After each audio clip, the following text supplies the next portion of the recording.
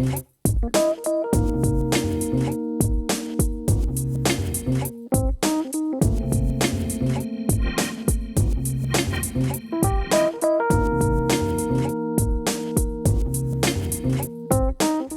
et bienvenue dans Takeaway. Cette semaine, nous allons vous parler de haute définition.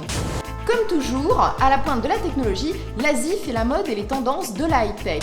Comment se passe-t-il? C'est ce que je vous invite à découvrir. Il y a encore quelques semaines, une lutte acharnée avait lieu entre le HD-DVD et le Blu-ray. Ce dernier l'a emporté et c'est bien évidemment en Asie que ce changement avait démarré. Le format Blu-ray avant même la mort du HD-DVD était déjà un succès incontestable au Japon. Des prévisions allaient de plus dans ce sens en donnant une part de marché des lecteurs de 15% en 2008 et de 55% en 2012, surpassant donc les lecteurs DVD. Et qui dit vente de lecteurs dit bien évidemment vente de disques Blu-ray. Le Japon est sans aucun doute le pays le plus en avance au monde en matière de haute définition. Et le reste de l'Asie suit bien. Pour exemple, à Hong Kong, il est impossible de trouver autre chose que des écrans plats HD dans tous les fortresses et Broadway de l'île.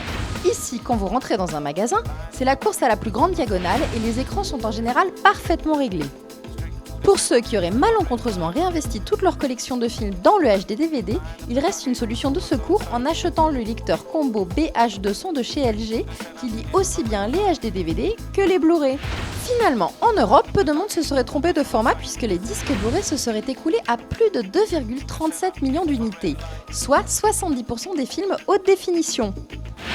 La prochaine révolution devrait de nouveau se passer au niveau des écrans avec l'arrivée sur le marché des écrans ultra fins à OLED.